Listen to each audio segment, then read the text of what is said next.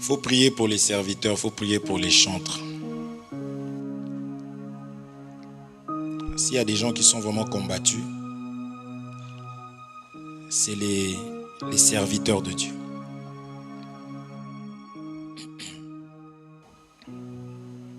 D'accord? Donc, il faut prier. Nous allons mettre notre point virgule aujourd'hui. On va essayer de dire, ça sera peut-être intense, mais ça sera que des rappels pour donner une pensée globale de tout ce qu'on a pu toucher, de tout ce qu'on a pu faire. D'accord? Comme ça, on dira que par la grâce de Dieu, on a déjà eu à apporter une petite pierre par rapport à cette histoire ici, qui est de voici que nous avons tout quitté. Est-ce que vous vous souvenez encore du thème de base? C'était voici que nous avons tout quitté. Vous vous rappelez? Ok. C'était ça, notre thème. Les autres là, c'est que des sous-thèmes. Ok? C'est Pierre qui avait dit voici que nous avons tout quitté. Et vraiment, on a vu tout quitter. Parce qu'on ne peut pas servir le Seigneur sans quitter. Amen.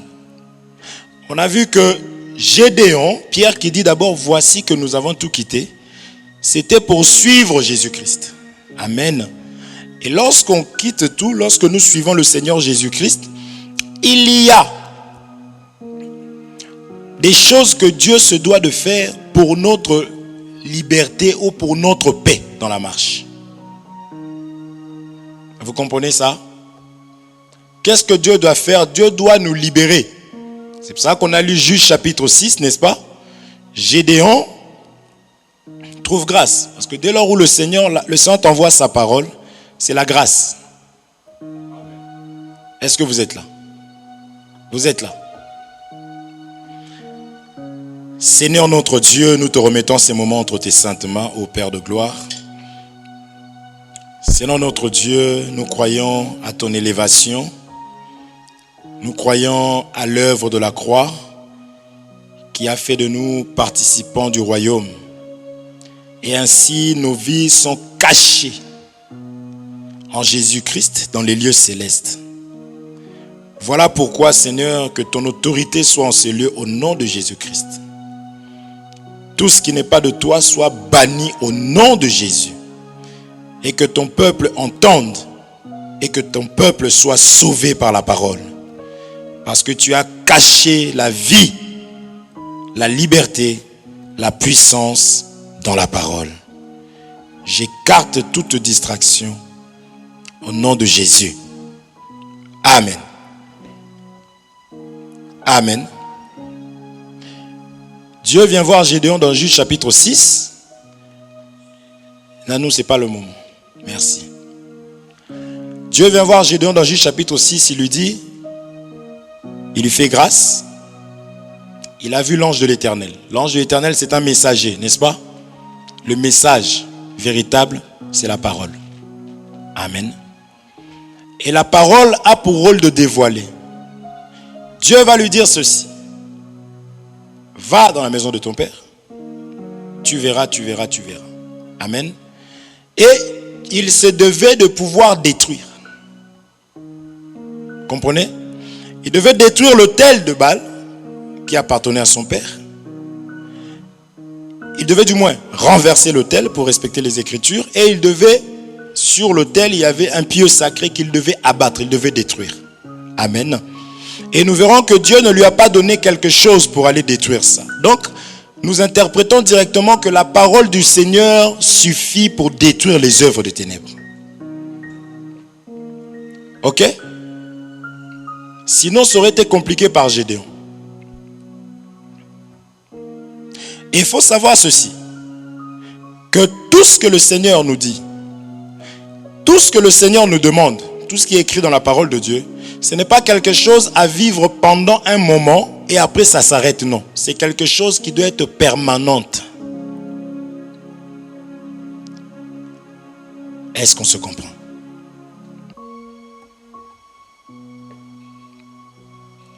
C'est quelque chose qui doit être permanente. C'est ce que Jésus est en train d'expliquer à la Samaritaine. L'eau que je te donnerai, Tu ne vas pas boire et tu vas dire, ah, ça m'a fait du bien là. Et je reviendrai demain pour boire encore. Non. Il a dit que tu vas devenir une source. Est-ce qu'on se comprend? De manière à ne pas manquer, de ne pas retourner à l'état dans lequel tu te trouvais autrefois. Est-ce que vous suivez? C'est pour cela que pourquoi nous enseignons ces choses-là, la puissance. Parce que c'est quelque chose qui doit être permanente. Aussi longtemps que tu as le souffle de vie en toi, tu dois en réalité avoir la puissance, expérimenter la puissance tous les jours. Parce que c'est une arme. Vous comprenez ça? Voilà pourquoi nous sommes rentrés en programme de prière. Ce n'est pas on expérimente la puissance du Seigneur pendant 40 jours et quand on sort d'ici, on reprend notre vie. Non. Si tu reprends ta vie, tu dois comprendre que les autels, parce que eux, c'est des gens qui se battent pour que tu tombes vraiment. C'est des gens qui travaillent. En fait, les sorciers vivent que pour te nuire. Eux savent qu'ils existent pour détruire, pour bloquer les gens. Or, toi, tu existes pour les détruire aussi, détruire leurs œuvres. En fait, ne cherche pas seulement à détruire parce qu'ils ont touché à ta vie. C'est que ta mission en tant qu'église, aller faite de toutes les nations, mes disciples, c'est détruire tout ce qui a été d'abord déposé dans leur vie. C'est la première des choses avant ta propre vie. Parce que la Bible dit que celui qui ne va pas abandonner sa vie, celui qui ne va pas haïr sa vie, à cause de Jésus-Christ, celui-là n'est pas digne de Jésus. Est-ce qu'on se comprend? Parce que Gédéon, jusqu'à ce que Dieu est d'abord en train de travailler sa vie, c'est parce que Gédéon devait libérer le peuple de Dieu. Donc quand le Seigneur nous libère, quand il nous ouvre les yeux, quand il nous parle, quand il nous fait du bien, ce n'est pas pour nous, c'est pour les autres. Mais comme tu ne peux pas aller vendre quelque chose qu'on ne voit pas chez toi, que toi-même tu ne manges pas, il se doit de commencer d'abord par toi. Amen. C'est la raison pour laquelle Jésus-Christ va maintenant parler de la puissance. On a dit pourquoi il a parlé de la puissance? Justement parce qu'il y a des devins qu'on a vu dans un autre langage, des sorciers, qui ont pour rôle de pouvoir combattre les enfants de Dieu. Ça va. Il y en a 3. Merci. Est-ce qu'on se comprend? Là, aujourd'hui, je vais courir parce que nous voulons prendre un résumé et que nous puissions garder l'essentiel. C'est la raison de la puissance. D'accord? Amen. Allons lire.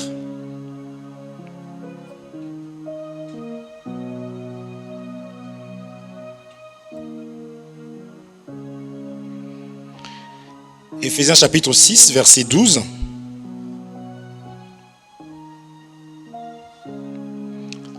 Éphésiens chapitre 6 au verset 12, la Bible dit ceci.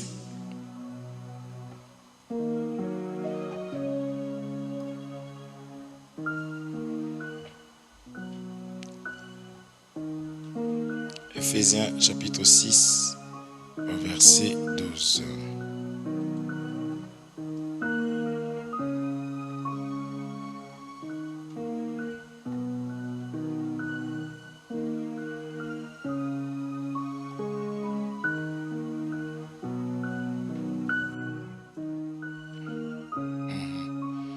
Est-ce que je peux avoir une Bible?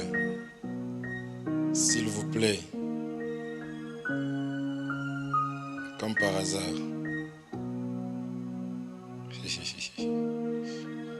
Comme par hasard. Ah, le téléphone du frère là. Donne-moi ça.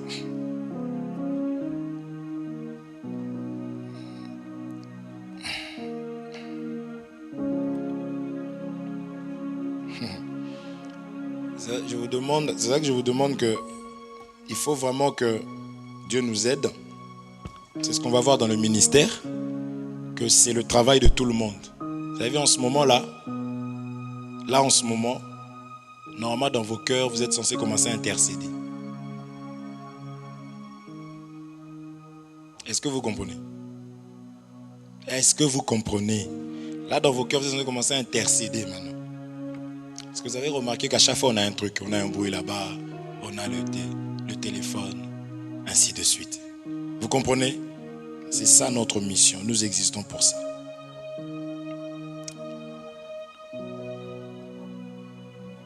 Je lis au nom de Jésus-Christ.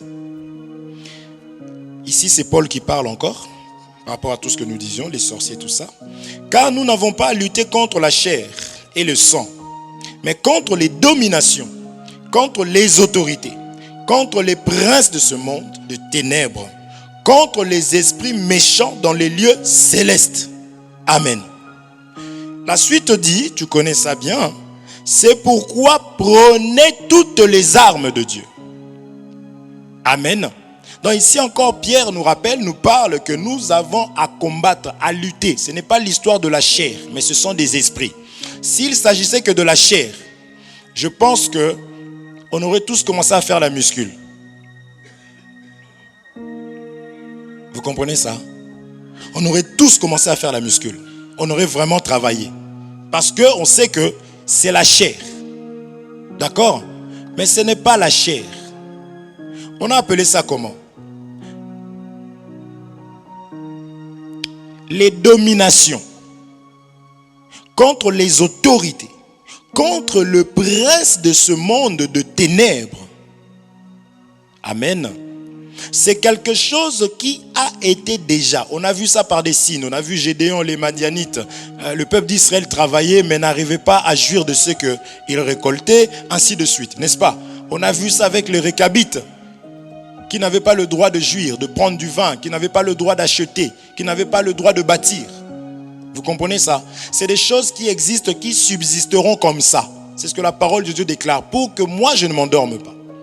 C'est la raison pour laquelle le Seigneur Jésus-Christ va vraiment leur dire « Attendez le Saint-Esprit ».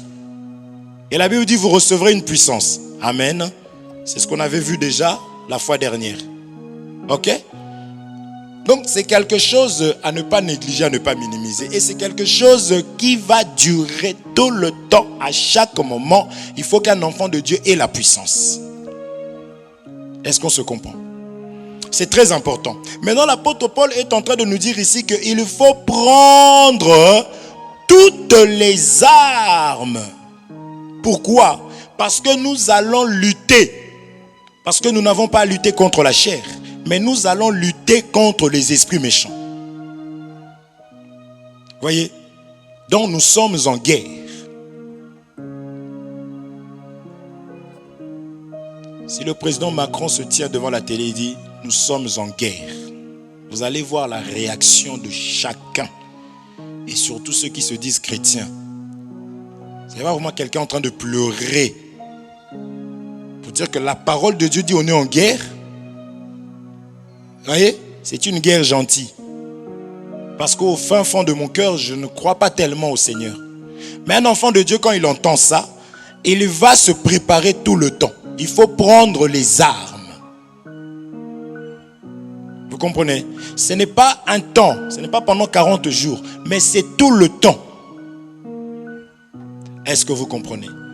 On a vu dans l'ombre, on a essayé de voir de plusieurs manières, de Genèse chapitre 1er déjà, on va créer le ciel. N'est-ce pas? On a expliqué que le ciel, c'était la sécurité de la terre. Parce que dans Genèse chapitre 2 verset 7, il va faire l'homme, n'est-ce pas? Et dans Genèse, il va mettre aussi le souffle. C'est toujours la pluie, c'est toujours de l'eau. Saint-Esprit, qui donne la vie. Qu'est-ce qui donne la vie? C'est l'eau. Vent impétueux, machin. Donc, ce n'est que la parole de Dieu. Amen. Maintenant, on va voir dans Genèse chapitre 3. Et là, maintenant, il va livrer l'homme qui n'avait pas, qui a rejeté le souffle, qui a rejeté la parole de Dieu. Il va le livrer entre les mains de l'ennemi. Vous comprenez? Mais l'ennemi va manger la poussière. C'est déjà la sécurité. Et lorsqu'il se tient devant les disciples, il dit attendez, parce que là, si vous allez, il va vous dévorer. Est-ce qu'on se comprend? Ils devaient attendre la puissance. Et lorsqu'ils vont recevoir la puissance, on va voir toute la différence par rapport à ce qui a été dit sur eux. Est-ce qu'on se comprend? Donc nous sommes en guerre. Un enfant de Dieu ne peut pas dormir comme ça. Il doit savoir que je suis en guerre. Moi, tel que je suis là, je suis recherché. Moi, tel que je suis là, ma vie est recherchée. Parce qu'on est venu nous prendre entre les griffes. N'est-ce pas? La patte de l'ours. N'est-ce pas? Les dents du lion. Tout ça, c'est l'image de Pharaon. Mais quand ils étaient sortis, Pharaon, qu'est-ce qu'il a fait? Il les a poursuivis. Donc, c'est ça notre vie. Toutes ces choses ont été écrites pour notre instruction. Amen. Donc, nous sommes des combattants. Je suis désolé de te le dire. Tu peux dire à quelqu'un, prépare-toi, on va en guerre. La personne tremble et pleure. Je vais mourir. Je suis désolé de te l'apprendre. Nous sommes des guerriers. Quand Dieu vient et appelle Gédéon vaillant héros, tout le monde prêche ça. Hein? Je vais te dire, tu es un vaillant. Oh! Pendant le temps de la prédication. Mais il faut qu'on dise qu'il faut prendre toutes les armes. Amen. Le rôle de la parole de Dieu, c'est d'équiper le peuple de Dieu. C'est d'habiller le peuple de Dieu, c'est de vous donner l'armure, c'est de vous donner la parole, de vous donner les armes pour lutter, pour combattre. Ce n'est pas quelqu'un qui viendra combattre pour toi. Là, dans cette affaire-là, Jésus a combattu, a vaincu. Maintenant, c'est à nous de prendre les armes et de combattre pour notre propre vie. Et il nous révèle qu'il a vaincu. N'est-ce pas? Il a vaincu. C'est lui qui a vaincu. Maintenant, toi, tu as juste à le prendre avec toi, lui qui a vaincu, pour que tu puisses dans ton temps à toi aussi dire, ah, celui qui avait vaincu est venu vers moi, il m'a donné les capacités et j'ai vraiment vu que il est le Tout-Puissant parce que quand je prononce son nom, quand je suis au combat, j'ai juste à le sortir comme ça et lui s'occupe de faire tomber les gens. Amen. C'est les choses qui sont importantes. C'est pour cela que Jérémie dit ceci. Jérémie chapitre 51, verset 20. Jérémie dit ceci. Jérémie chapitre 51, verset 20.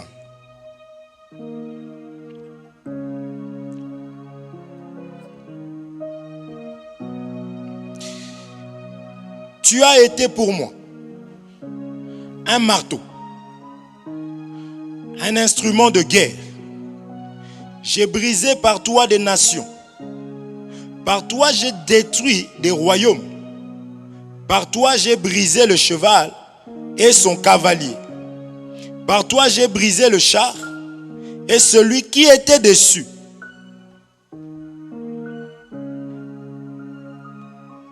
Par toi, j'ai brisé l'homme et la femme. Amen. Vous voyez que la parole de Dieu ne ment pas. Quand on dit à Gédéon de renverser l'autel et d'abattre maintenant ce qu'il y avait sur l'autel, le pieu sacré. Ici, on répète ça en disant qu'il y a le char qui est la puissance de l'homme qui monte dedans. Vous comprenez? C'est le char qui permet de conduire l'homme. Est-ce qu'on se comprend? Et lorsque tu renverses le char, tu as la facilité d'atteindre celui qui est dedans, celui qui est dessus. Amen. Lorsque tu renverses le cheval, tu as la capacité de pouvoir maintenant mettre la main sur celui qui était sur le cheval. Parce que la force du cavalier, c'est le cheval. La force de la femme, c'est l'homme. L'homme est fait à l'image de la gloire de Dieu. La femme est un sexe faible. Donc la femme dépend de son mari. Donc pour faire tomber la femme, du moins il faut faire tomber l'homme pour avoir la femme. Amen. C'est comme ça la parole de Dieu. Est-ce qu'on se comprend? Mais on nous dit que Jérémie dit, tu as été pour moi un marteau, un instrument de guerre. Amen. Qui est l'instrument de guerre depuis, par rapport à Jérémie ici là? C'est Dieu. Or, au commencement était la parole était avec Dieu, la parole était Dieu. Qu'est-ce qui nous permet de vaincre? C'est la parole. Est-ce qu'on se comprend? Donc ne te dis pas j'ai la parole, ça me suffit. Non, la parole c'est qu'il y a des esprits qui partent par des jeûnes et des prières. C'est la parole. La parole c'est quoi? Tu aimeras les autres, c'est la parole de Dieu. La parole c'est femmes soyez soumises, mari aimez vos femmes. C'est ça toute la... Parce qu'on a dit, Éphésiens 6 se dit les armes. Parce que toi tu aimes bien prendre, oui, prenons les armes, ok, boum. Le casque du salut, boum. L'épée, boum. Les gens ils font de la comédie. Pendant qu'ils sont remplis d'amertume et de haine dans leur cœur. Vous comprenez? La parole, c'est ça la lumière qui vient pour enlever tout ce qui est de ténèbres dans ta vie. C'est ça qui te permet de vaincre. Parce que lui, quand il viendra, il cherchera le mensonge en toi. Comme lui, c'est un menteur dès le commencement. Quand il trouve le mensonge, tu peux faire des gestes comme tu veux, il va rentrer en toi. Comme lui-même, la jalousie, il connaît ça. Parce que quand on adorait le Seigneur, il a été jaloux. Donc, si le diable trouve la jalousie en toi, il va rentrer en toi facilement. Donc, la parole de Dieu, c'est une lumière, c'est un marteau qui vient pour détruire les ténèbres, les œuvres de l'ennemi dans ta vie. La parole de Dieu vient pour te dire, regarde, la manière dont tu marches là, ce n'est pas comme ça. Parce que l'autre là, quand il viendra, il va rentrer chez toi. Les liens de la famille que vous passez du temps à couper, après avoir fini, vous allez haïr les gens. C'est les liens qui subsistent, qui existent encore. Et ça restera comme ça. Est-ce qu'on se comprend? Parce qu'il faudrait vraiment que tout ce qu'il y a en toi soit détruit. C'est comme cela que l'autre ne viendra pas chez toi. Si quelqu'un se trouve chez toi parce que tu lui dois de l'argent, tu auras beau dire ce que tu veux, il restera là. Il dira, donne-moi seulement mon argent, je te laisse tranquille. C'est pour cela que quand il venait, Jésus va dire qu'il n'y a rien de lui en moi. Est-ce qu'on se comprend? Mais donc, tu dois comprendre qu'il doit chercher à tout prix à déposer quelque chose en toi afin qu'il rentre et qu'il sorte comme il voudrait. Vous voyez? Quand je dis il rentre, il sort, c'est pas il s'en va, c'est que tu es sa maison. Donc, il a les clés. Est-ce que vous comprenez? C'est pour cela que les armes en question, ça ne se limite pas à dire les armes, les armes, les armes. Quand tu sens que ton état tu n'es pas dans ton état normal, tu dois chercher à évacuer, tu dois chercher à prier, tu dois chercher à jeûner, tu dois chercher à faire le nécessaire. On avait dit que la prière et la parole, c'est deux jambes. C'est l'image des deux jambes que nous avons. Pour que tu marches bien dans ta vie en tant que chrétien, il faut que tu puisses avoir les deux jambes. Est-ce que vous comprenez ça? Il faut avoir les deux jambes. Je veux que Féfé arrête d'écrire. Regarde ce que tu fais. Tu écriras en écoutant, tu écriras. Parce que là, tu fais quelque chose, mais tu t'en occupes pas. D'accord? Est-ce que vous comprenez? C'est l'image des deux jambes. Le Seigneur a laissé la prière. La Bible dit qu'il priait sans cesse. Il va là, il prie. Ils vont là, ils se mettent à chanter. Ils font la Sainte Seine, ils chantent. Ils prient pour manger. Il va rendre grâce. Il va rompre. Il va partager. Il faisait du bien. Or, lui, il a peur de celui qu'il a vaincu. Qui l'a vaincu, c'est Jésus-Christ. Comment? En restant obéissant envers le Père.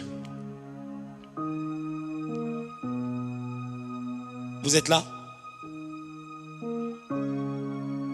C'est la raison pour laquelle c'est tout ça là qui constitue l'arme de guerre.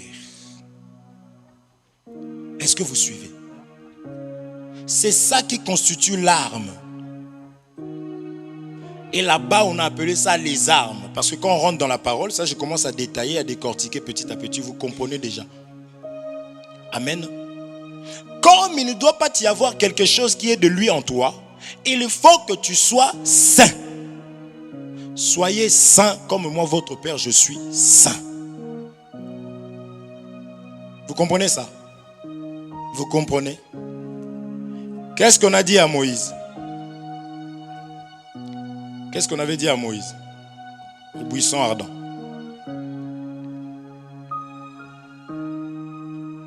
Qu'est-ce qu'on a dit à Moïse?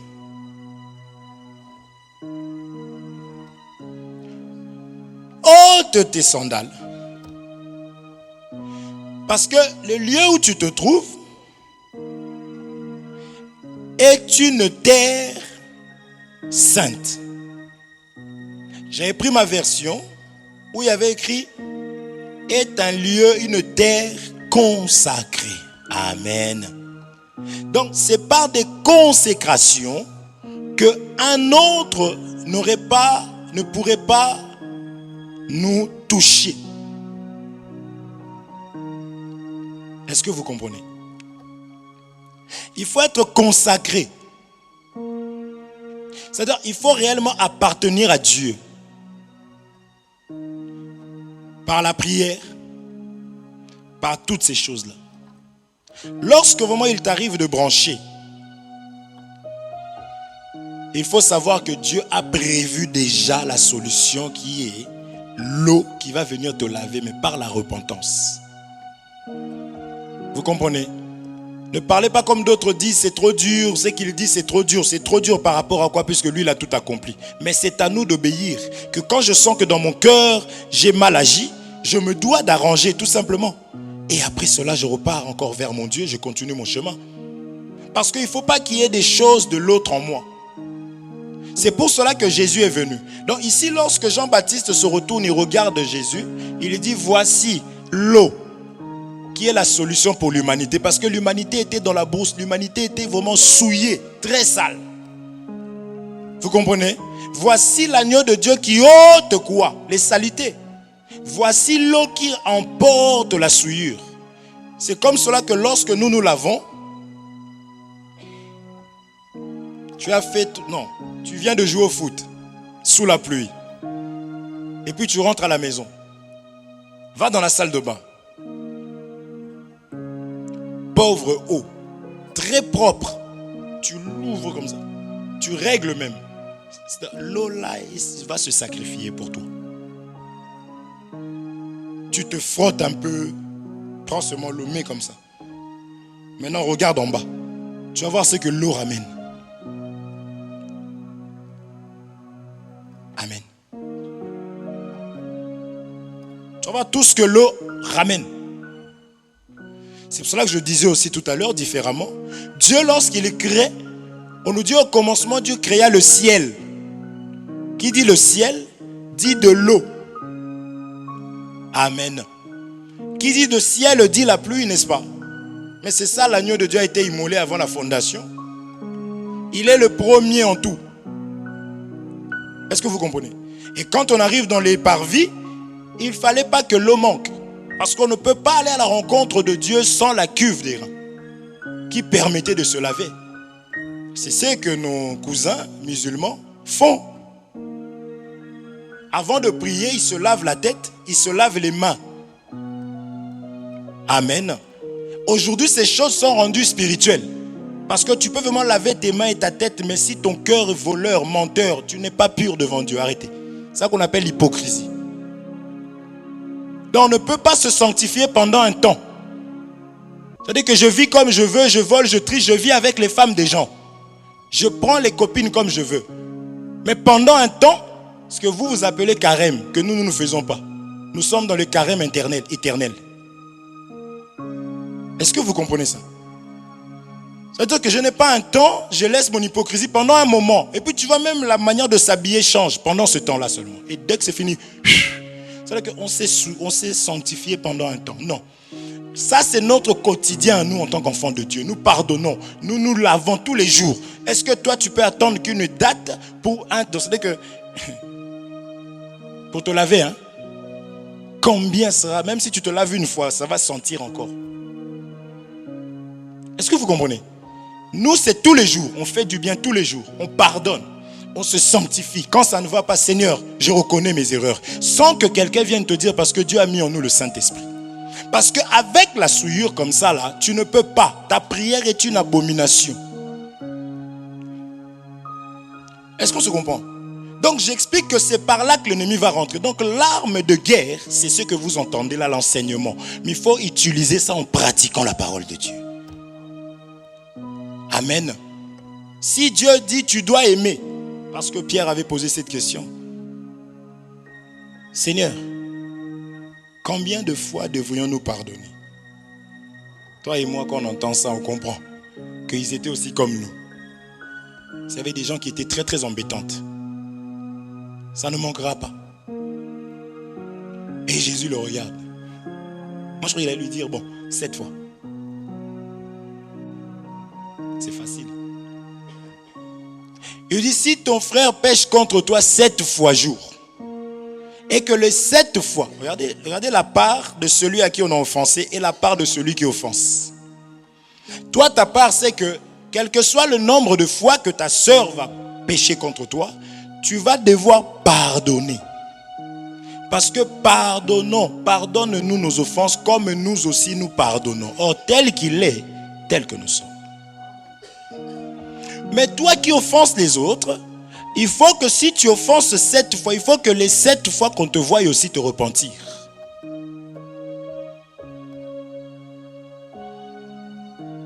Amen.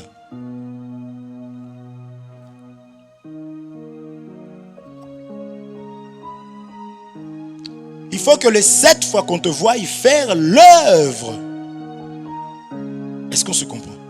Il faut faire l'œuvre de Dieu. De t'approcher. Et de dire, j'ai mal agi. C'est ici que vous comprendrez que les gens, quand on les attrape, c'est là qu'ils demandent pardon. Ils font ça pour les hommes.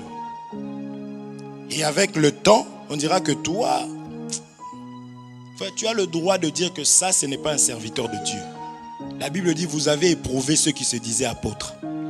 Quand tu vois des serviteurs de Dieu qui se retrouvent avec leurs disciples sur Facebook pour critiquer un de leurs, même disciple quand même, disciple ne veut pas dire disciple de l'homme, c'est disciple de Dieu. Si cet homme-là est un homme de Dieu, oui. Mais si ce n'est pas le cas, tu vois qu'il critique. Et tout le monde trouve ça normal. Je ne sais pas si on se comprend. Est-ce que vous comprenez? C'est normal parce que beaucoup, frère, il faut aimer la vérité. Parce que quand tu ne te laves pas, frère, tu peux avoir les saletés jusqu'à là et tu es aveugle, tu ne vois rien. C'est pourquoi la parole de Dieu est semblable à la lumière qui vient pour te chicoter, te renverser, changer tes habitudes, chambouler ta vie. Voilà pourquoi il faut désirer le Saint-Esprit. Parce que le Saint-Esprit est un vent qu'on ne peut contrôler, qui vient, qui fait son travail. Parce que là où vraiment le Seigneur était ému de compassion, aujourd'hui les gens sont même mais au nom de qui? De Dieu. Est-ce que vous comprenez? Donc il faut aimer que la parole de Dieu vienne, parce que la parole de Dieu nous révèle réellement les choses. Frère, Paul pensait vraiment qu'il servait Dieu dans son comportement, ce qu'on appelle Saul.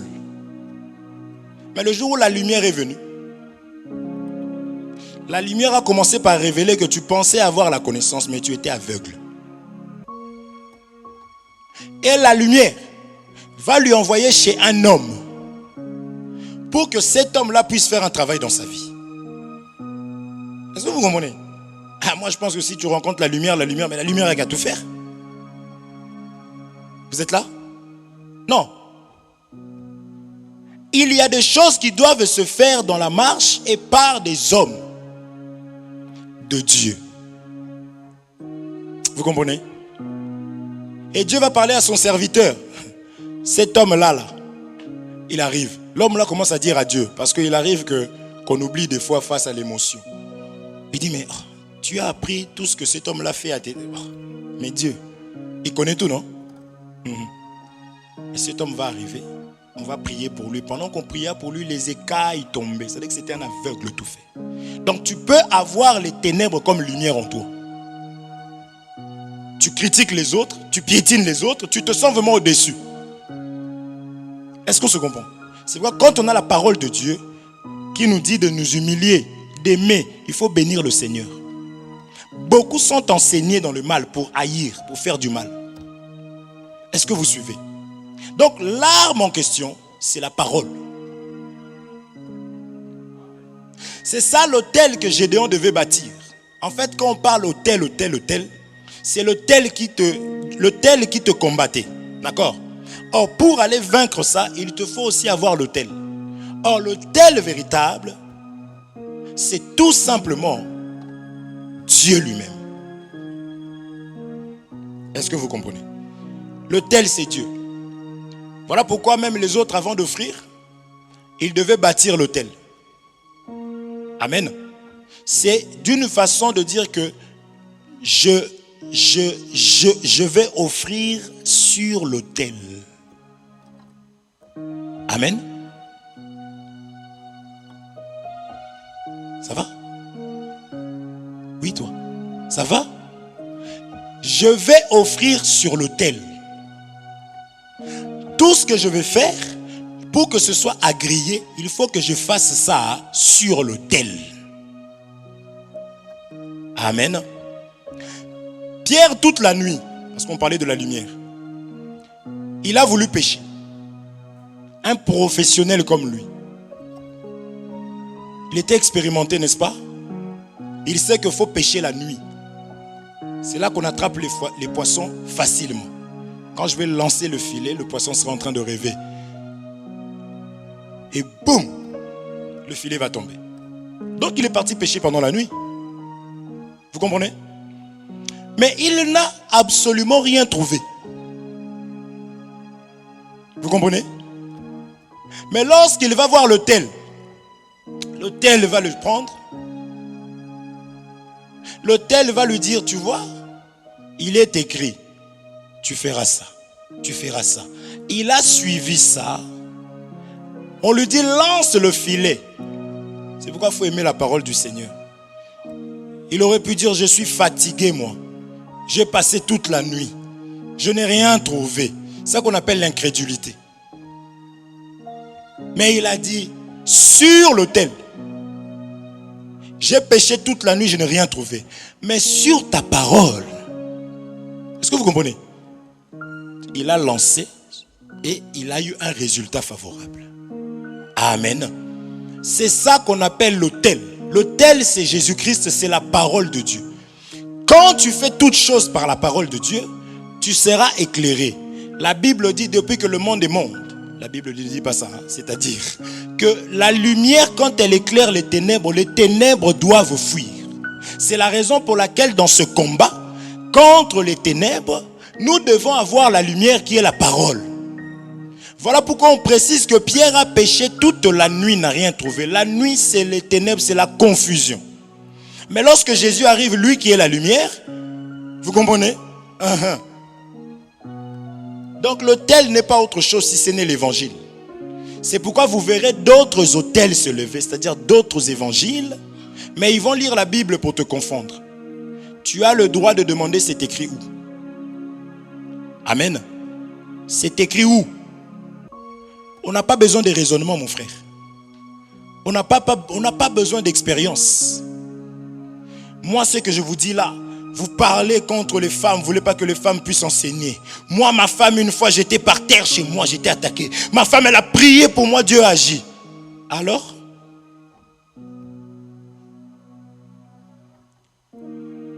On a privé aux femmes les dons. Elle a prié pour toi. Oui. Continue. Oui, c'est pour cela que j'ai été convaincu. Tu as un problème. Est-ce qu'on se comprend? Dans l'écriture de Joël, il est écrit que dans les derniers jours, vos fils et vos filles prophétiseront. Amen. Continue. Vos jeunes gens auront des songes, des visions. Amen. Continue. Oui, c'est pour cela qu'on ne peut pas limiter la femme dehors. Je ne sais pas si vous comprenez.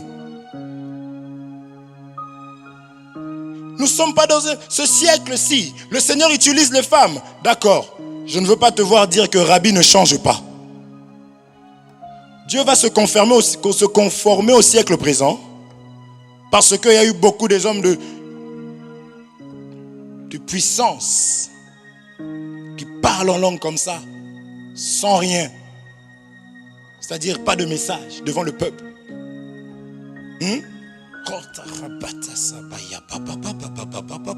Le parler en langue se parle. Mais il faut faire ça selon l'analogie de la foi, selon la parole de Dieu. Je ne sais pas si vous comprenez. J'ai même vu des gens, une bonne nouvelle. Oh, l'autre aussi, tu es un embrouilleur tout fait. Va lire ta parole, l'écriture seulement. Frère. Et rien que les écritures. Lisons. Donc vous avez compris, non? Je suis juste en train d'évoluer pour expliquer c'est quoi les armes en question. Ok? Donc les armes, il y a d'abord l'arme qui est la parole de Dieu. Et la parole de Dieu nous dit on doit être consacré.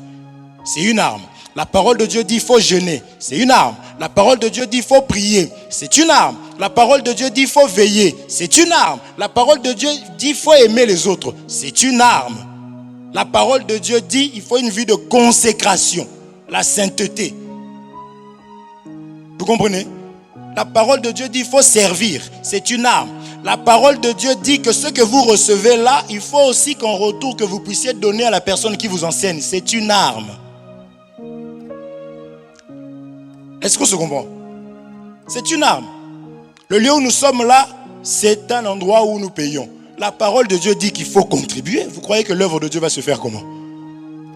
La nature elle-même ne vous enseigne pas? Dans nos maisons, nous ne payons pas? Ça là, quand on va mettre sur internet, vous croyez que ça va se faire comme ça? La nature elle-même ne vous enseigne-t-elle pas? Lisons encore ce que notre bien-aimé est en train de nous dire.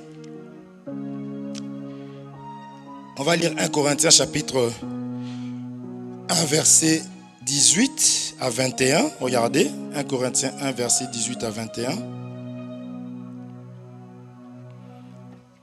1 Corinthiens 1, 18 à 21. Je pense même que... Je vais commencer, Dieu est merveilleux. Au 17. Lisons à partir du 17e verset, c'est ce que je viens de dire. Je préfère mieux donner les Écritures. 1 Corinthiens chapitre 1 verset 17. À partir du verset 17. Ce n'est pas pour baptiser que Christ m'a envoyé. C'est pour annoncer l'évangile. Et cela sans la sagesse du langage. Vous comprenez ce que je viens de dire, non? Les femmes qui prêchent. Sans la sagesse du langage. Afin que la croix de Christ ne soit pas rendue vaine. La croix de Christ. D'accord? L'autel. Car la prédication de la croix est une folie pour ceux qui périssent. Donc pour ceux qui périssent, c'est une folie. De dire que comment est-ce que la femme ne doit pas prêcher? Je ne sais pas si vous comprenez. Pour eux, c'est une folie. Est-ce que vous comprenez? Mais pour nous qui sommes sauvés, elle est une puissance de Dieu. Aussi est-il écrit, je détruirai la sagesse des sages et j'anéantirai l'intelligence des intelligents. Où est le sage? Où est le scribe? Où est le disputeur de ce siècle? Dieu n'a-t-il pas convaincu de folie la sagesse du monde? Car puisque le monde avec sa sagesse n'a point connu Dieu dans la sagesse de Dieu. Vous comprenez? Il a plu à Dieu de sauver les croyants par la folie de la prédication. Vous comprenez? Amen. Donc, on appelle ça la folie de la prédication. Vous êtes là? Donc, c'est une folie. Donc, c'est ça qu'on appelle l'autel, la puissance. C'est la prédication. La prédication, là, c'est quoi? C'est la parole des apôtres. C'est l'évangile que les apôtres ont reçu de Jésus-Christ et qu'ils ont propagé. Amen. C'est ça. C'est pourquoi nous lisons. Vous comprenez? Maintenant, c'est ça qui est, en fait, dans l'évangile. Lisons encore. Aïe, aïe, aïe. Lisons. Lisons. Jean 3, 14. Regardez. Si on demande c'est quoi mon hôtel, tu lui donnes Jean 3 à partir du verset 14. Jean 3, 14. C'est Jésus-Christ lui-même qui est en train de parler ici. D'accord? Ah, d'accord. Qu'est-ce que je vous ai fait aujourd'hui? Jean chapitre 3, verset 14. Il dit, et comme Moïse éleva le serpent dans le désert, il faut de même que le Fils de l'homme soit élevé. 18. Afin que quiconque croit en lui ait la vie éternelle. N'est-ce pas? 16. Car Dieu a tant aimé le monde qu'il a donné son Fils unique. Dieu a tant aimé Gédéon qu'il lui a donné l'autel véritable. Il lui a révélé. N'est-ce pas? Dieu a tant aimé Carmel, Dieu a tant aimé Rachel, Dieu a tant aimé Cécile, Dieu a tant aimé Pauline, Dieu a tant aimé Félicia. Vous comprenez ou pas? Vous savez que tout ce que nous avons qui manifeste l'amour de Dieu, c'est l'évangile. C'est la parole du Seigneur. Et il y aura un voleur. C'est pour cela que Jésus, la parole de Dieu, dit qu'il faut recevoir la puissance. Amen. Donc rien qu'avec les Écritures ici que nous lisons, tu dois être heureux d'avoir ne serait-ce que ces Écritures. Et c'est ça qui doit être la base dans ta vie. Pourquoi? Regardez ce qui se passait avec les pharisiens. Vous allez voir. On dit que là, j'interdis à la femme de prêcher. Oh, c'est Paul qui a dit ça. Oui, c'est très bien parce que Paul a été touché par Jésus-Christ. En fait, vous comprenez, il a été révélé. Oui, mais Paul, quand il disait ça, il était à tel endroit. Donc, il a parlé à des gens. Quand tu prends Jean 3,16, que Dieu a tant aimé le monde qu'il a donné son Fils unique. Est-ce que Jésus, quand il disait ça, il était devant toi? Il était, n'est-ce pas, devant un peuple? Mais tu saisis ça par la foi, non? D'accord. Quand tu donnes les offrandes, quand on a parlé des offrandes, toi tu étais là. Ça a été donné à Israël, non? Tu étais là. Pourquoi tu laisses pas ça pour Israël seulement? Je ne sais pas si vous comprenez. Sagesse de langage que Dieu appelle la folie. Vous êtes là? Nous prenons ces choses par la foi. Parce que s'ils veulent, oui, les femmes, c'est Paul qui a dit ça. Paul, il était très dur. Il faut savoir que Paul était ceci. Il faut savoir que l'homme de Dieu. Parce qu'il faut respecter, il faut l'appeler l'homme de Dieu quand même. L'homme de Dieu. Dans ton église, on ne te donne pas des offrandes. On donne pas des offrandes. Si, pourquoi?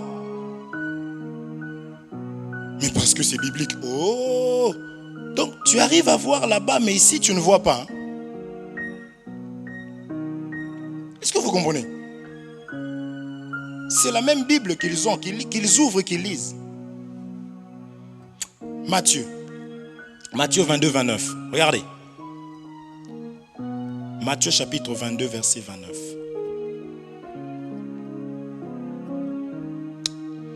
Je lis.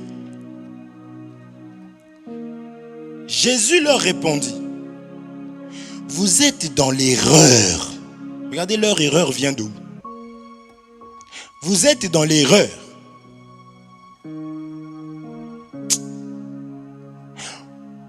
Parce que vous ne comprenez ni les Écritures. Vous ne comprenez ni les Écritures, ni la puissance de Dieu. Est-ce qu'on se comprend? Mes frères, beaucoup de ces personnes-là, quand tu les vois, tu vas voir qu'ils ont fait la théologie. Ils ont étudié les Écritures. Est-ce que vous voyez? Ils ont étudié les Écritures. Donc c'est des gens qui se disent intelligents. À un niveau, tu n'as pas idée. Mais comme ils n'ont pas reçu la lumière ou la vérité, quand ils lisent ça selon les ténèbres qui ont en eux. Vous comprenez ça? Ils lisent ça selon les ténèbres. Or, Paul dit ceci, vous qui courriez bien, qui vous a ensorcelé? C'est des gens qui ensorcellent même le peuple qui écoute ces choses-là. Parce que ces choses-là viennent pour faire quoi? Pour refroidir ta foi, si tu en as. Parce que la foi vient de ce qu'on entend. Ce qu'on entend vient de la parole de Christ. C'est une parole expliquée, révélée. C'est ça la lumière, Christ. C'est exprès qu'on n'a pas dit la parole de Dieu. Vous comprenez? Donc ils ne comprennent pas la puissance de l'écriture même. C'est quoi la puissance de l'écriture, ma soeur Pauline? Lorsque Dieu dit, vous recevrez une puissance, il faut croire que Dieu a déclaré, c'est l'écriture, je prends ça comme ça, je dis amen. Et je dois espérer, je dois désirer avoir la puissance avec moi. qu'on se comprend? C'est Dieu qui a dit ça. Vous serez la tête et non la queue. Il y a une puissance dans ça. Amen. En n'oubliant pas les armes. Vous comprenez? Et le but du Seigneur, c'est d'aller de gloire en gloire. Qui de nous, s'il mange au restaurant et qu'il mange très bien, il ne va pas dire waouh. Et dans sa tête déjà, même s'il ne parle pas, il dira on retournera. On est d'accord? Le mécanicien te fait du très bon travail. Non seulement toi-même tu retourneras, mais tu lui diras je vais parler de toi. D'accord?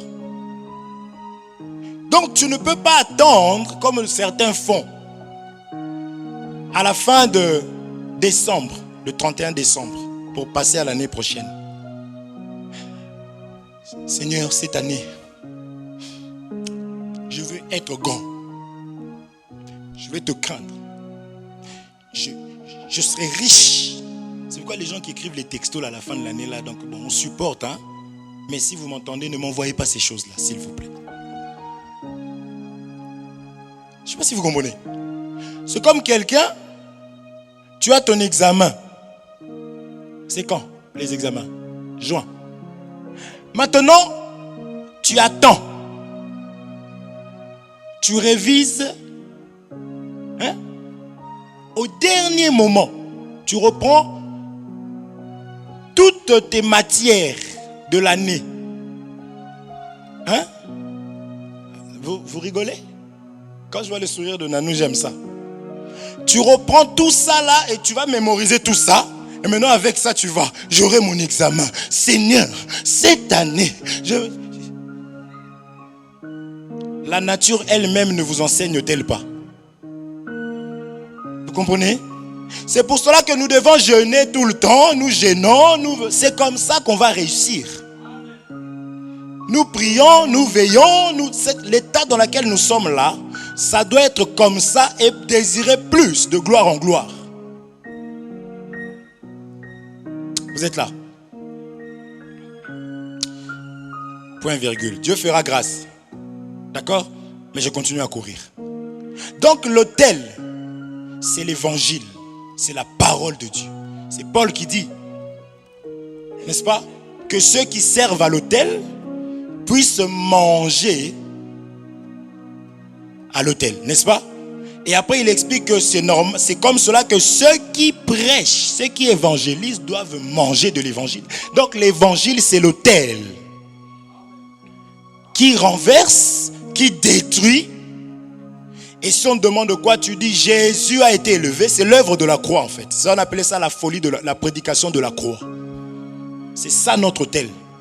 C'est-à-dire que un démon qui ne veut pas sortir, tu lui dis Jésus t'a vaincu, l'autel. Tu es déjà en train de faire tout un travail. Tu es vaincu, sors. Est-ce qu'on se comprend? Souvenez-vous de Juge chapitre 7, Juge chapitre 7. Ouf.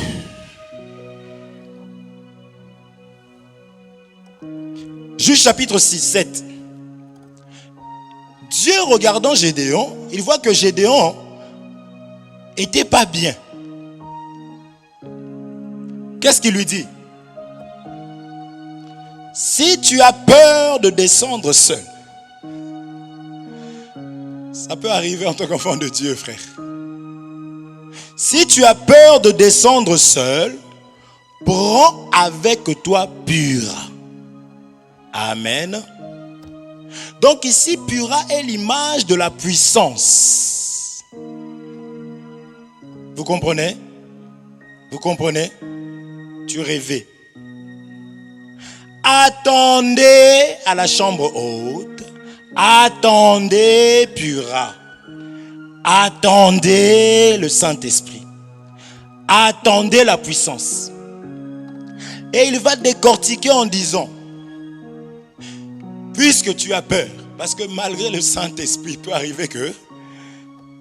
Il lui dit maintenant, va écouter les Madianites.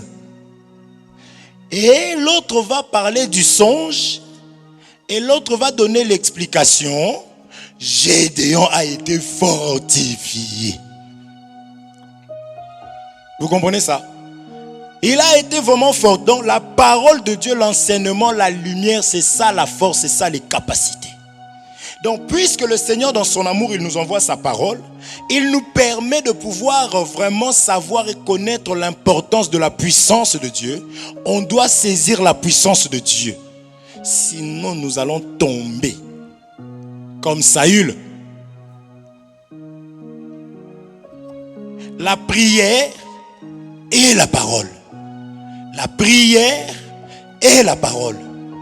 Pour que nous soyons consacrés et qu'il n'y ait pas une autre autorité qui vienne dominer sur nous. Parce que Moïse, comme étant autorité, quand il est arrivé, on lui a dit enlève tes sandales. Parce que tu n'as aucun droit sur la terre. Tu n'as pas le droit de rachat. C'est ce que Jean-Baptiste dit. Or, racheter, c'est prendre pour que ça t'appartienne. Jean-Baptiste dit, je ne suis pas digne de délier ses sandales, n'est-ce pas? Pourquoi? Parce que lui, c'est l'autorité véritable qui doit prendre possession. Donc, une terre sainte ne peut être touchée. Or, qu'est-ce qui sanctifie? Vous êtes déjà purs à cause de la parole que je vous ai annoncée. Et c'est ça qui nous sanctifie. C'est ça qui nous garde. La prière, les jeûnes, la veillée, les veillées. C'est ça qui nous rend, qui fait que nous demeurons consacrés. Vous comprenez? Parce que c'est important d'être consacré. Sinon même le poison, lisons. Eh mon Dieu, mon roi. Ah Seigneur. Je suis obligé, frère, accordez-moi 5 minutes. Je finis aujourd'hui. Il a regardé sur le côté droit. On va aller lire ça. 1 Samuel chapitre 24. 1 Samuel chapitre 24. Je donne juste des témoins. 1 Samuel chapitre 24. Je lis. Il faut que les autres aussi profitent de ça, mes frères. 1 Samuel chapitre 24 au premier verset. David monta vers les lieux forts d'En-Gedi. On a appelé ça les lieux forts, n'est-ce pas? Vous voyez où demeurent les enfants de Dieu pour être protégés des sorciers. Ici, je vais prendre David comme étant l'image de ton image à toi. Et je vais prendre Saül comme étant tout simplement l'image de celui qui est envoûté du sorcier. Est-ce que vous comprenez? Parce que la Bible dit que Dieu a envoyé un esprit impur ou en Saül. D'accord? À partir de ce moment-là, Saül ne pouvait pas supporter quelqu'un qui est oint. Amen. Vous comprenez? Où il demeura. Donc David a fait de sa demeure vers les lieux forts. Ok? Les lieux forts, c'est la parole, n'est-ce pas? Et tout ce qui est à l'intérieur. Lorsque Saül fut revenu de la poursuite des Philistins, on vint lui dire, voici David est dans le désert d'En-Gedi. Saül prit 3000 hommes d'élite sur tout Israël. Et il alla chercher David et ses gens jusque sur les rochers des boucs sauvages. Il était sur les rochers. Il arriva à des parcs de brebis qui étaient près du chemin. Et là se trouvait une caverne où il entra pour se couvrir les pieds. David et ses gens étaient au fond de la caverne. Les gens de David lui dirent, voici le jour où l'Éternel te dit, je livre ton ennemi entre tes mains. Traite-le comme bon te semblera. David se leva et coupa doucement le pan du manteau de Saül. 6. Après cela, le cœur lui battit, parce qu'il avait coupé le pan du manteau de Saül. 7. Et il dit à ses gens, que l'Éternel me garde de commettre contre mon Seigneur, loin de l'Éternel, une action telle que de porter ma main sur lui. Loin de l'Éternel, hein? Là, il faut faire très attention. Un esprit, Dieu lui a envoyé un esprit. On avait lu ça, qui me séduira à Cab, n'est-ce pas? Donc l'esprit impur, c'est l'image de l'huile, c'est aussi être oint, aussi. Je sais que Saül a été oint, mais là nous voulons prier, comprendre les sorciers. Est-ce que vous comprenez? Donc quelqu'un peut être oint. Oindre c'est quoi? C'est avoir une mission. Amen. Donc quand on est oint, on a une mission. Or, c'est ça, quand on est oint, on a la capacité, la force et la puissance de faire le mal, comme de faire le bien. Quand on dit tu mangeras la poussière, on était en train de le oindre. Vous comprenez? Par ces paroles, David arrêta ces gens et les empêcha de se jeter sur Saül.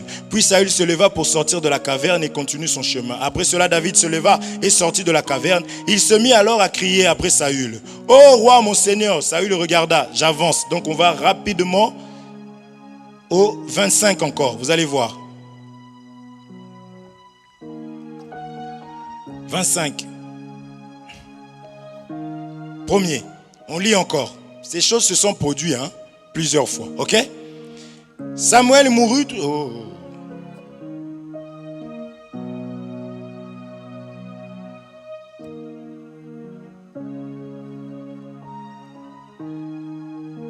Je suis où là? Hein? On était à Samuel 24.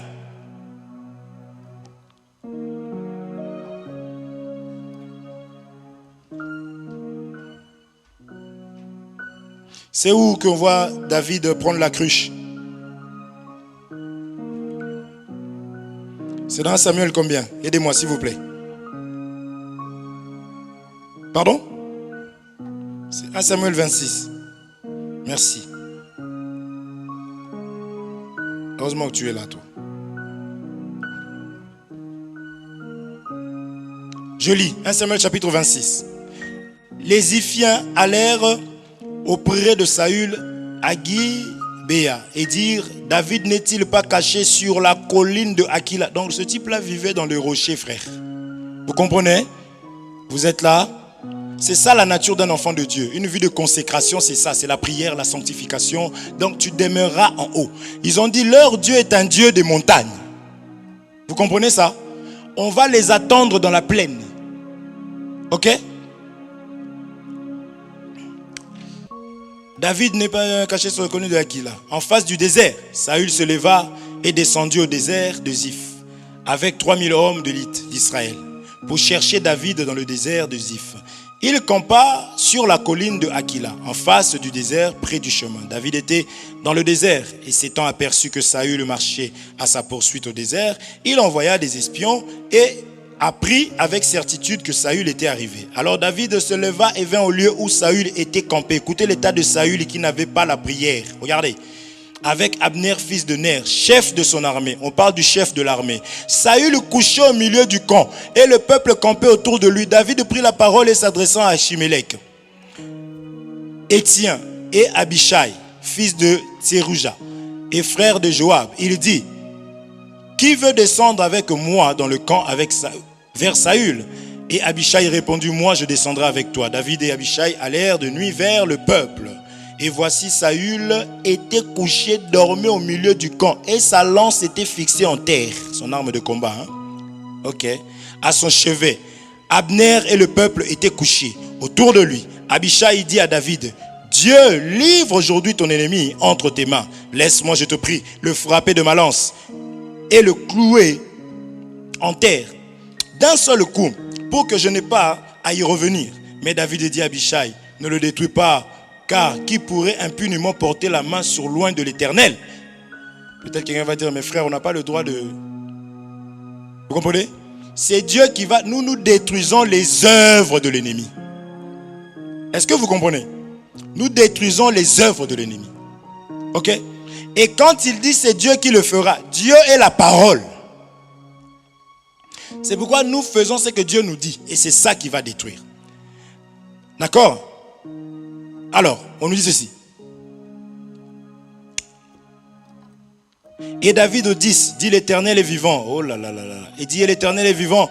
C'est à l'Éternel seul à le frapper. Écoutez maintenant comment il prophétise. Soit que son jour vienne et qu'il meure, soit qu'il descende sur un champ de bataille.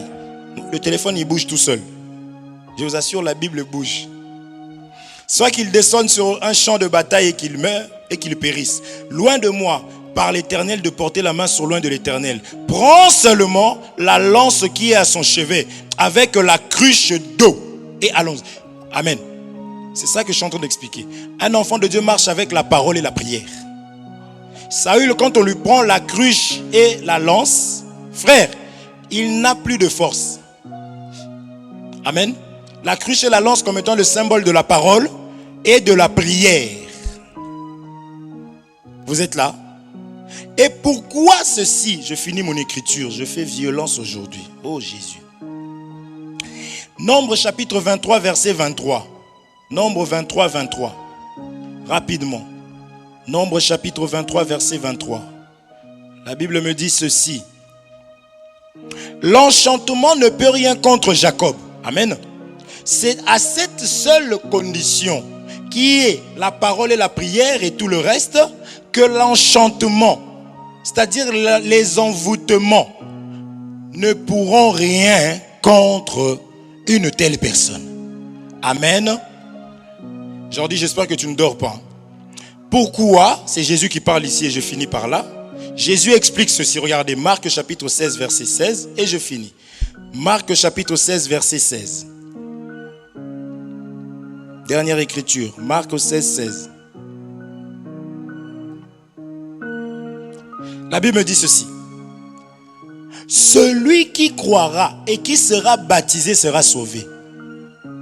Amen. Mais celui qui ne croira pas sera condamné. Vous êtes là? 17. Voici les miracles qui accompagneront ceux qui auront cru. On a appelé ça miracle, n'est-ce pas? En mon nom, ils chasseront les démons. Il faut dire amen, c'est la puissance de l'écriture. Vous comprenez? Donc ici, il faut prendre ça comme ça, ne raisonne pas. Parce que les pharisiens étaient en train de périr parce qu'ils ne comprenaient pas les Écritures, ni la puissance de Dieu. Vous êtes là? Maintenant, on dit ceci.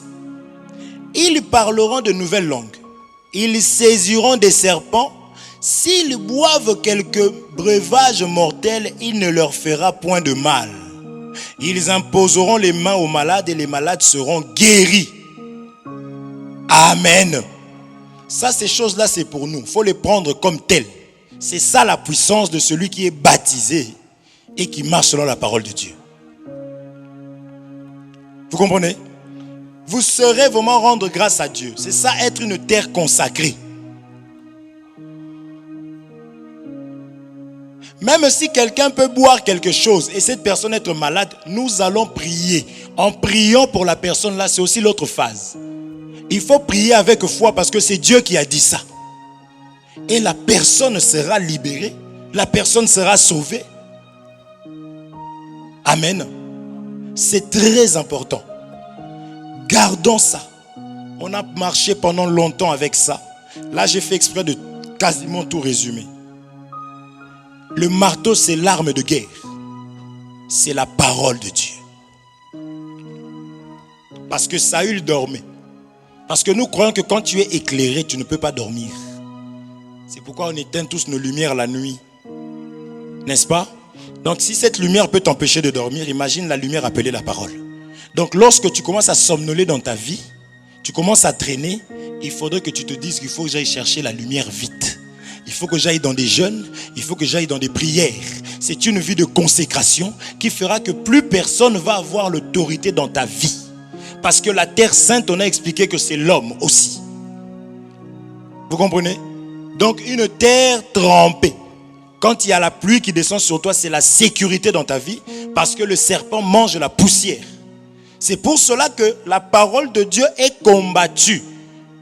Les gens n'ont pas la parole, se sont improvisés serviteurs. Et si tu vois comment ils distraient le peuple pendant des heures, où le peuple pouvait vraiment avoir les révélations par rapport à sa vie et que sa vie soit changée. C'est pourquoi dans ce genre d'endroit, le pasteur lui-même colérique.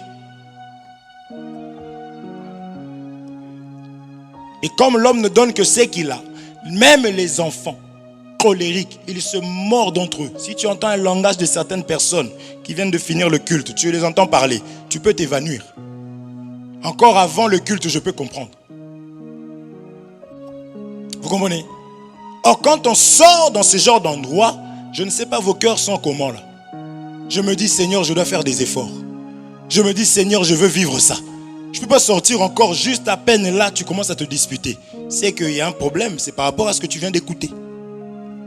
Est-ce que vous comprenez? Et cela se fait par l'évangile des apôtres. Chez nous, les femmes ne prêchent pas. La nature elle-même doit enseigner. Au lit là-bas dans la chambre, c'est l'homme qui donne la semence à la femme ou c'est la femme qui donne à l'homme? C'est l'homme qui donne la semence. Ah ben il y a un problème. Est-ce que vous comprenez? La Bible dit qu'un semeur est sorti pour semer. Une semeuse ou un semeur? Merci. Dans le jour où la femme va commencer à donner la semence à l'homme, il y a un problème. Vous comprenez? Ça, la nature elle-même ne vous enseigne-t-elle pas? La nature. Oh, la parole de Dieu, c'est toute une semence. Que Dieu vous bénisse. Nous voulons nous lever. Nous allons prier.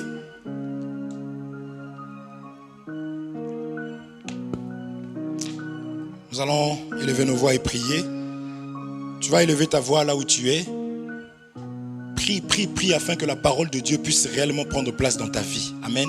C'est ça qui va te permettre de pouvoir être consacré. C'est ça qui va te permettre de ne pas marcher dans les ténèbres. Parce que si les ténèbres ont peur réellement de quelque chose, les ténèbres ont peur de la lumière. Or, la parole, c'est la lumière. Les ténèbres ont peur de la sainteté. Or, cette parole sanctifie. Si tu veux avoir la solution dans ta vie, si tu veux être libéré, délivré de tout,